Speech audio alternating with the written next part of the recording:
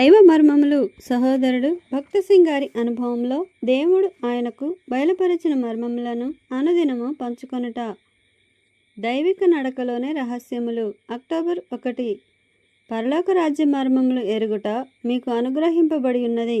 మత్తయి సువార్త 13వ అధ్యాయము 11వ వచనము. దేవుని వాక్యమునందు 3 చోట్ల అబ్రహాము దేవుని స్నేహితుడని పిలువబడెను. యెషయా గ్రంథము 41వ అధ్యాయము 8వ వచనము.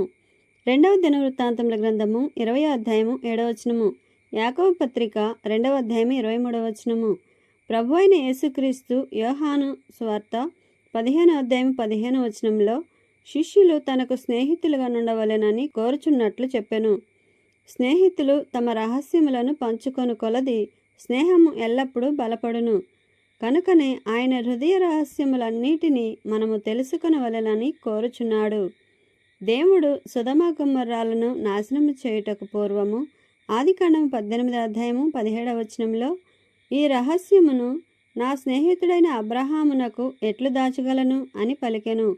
మనము దేవుని పరలోకపు ఏర్పాటులోనికి వచ్చినప్పుడు మనం ఆయన స్నేహితులుగా నుండవలెననియు మనకు ఆయన గూఢమైన మర్మములను బయలుపరచవలెననియు కోరుచున్నాడు.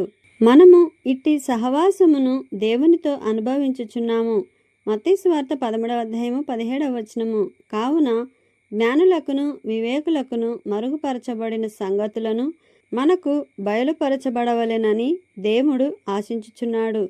1 పేతురు రాసిన పత్రిక 1వ అధ్యాయము 12వ వచనములో దేవదూతలు ఈ కార్యములను తొంగి చూడగోరుచున్నారు అని పేర్కొనబడిన కార్యములు దేవదూతలకును దేవుని ప్రవక్తలకును గొప్ప దైవజనులకును దాచబడిన మర్మములకు వర్తించును.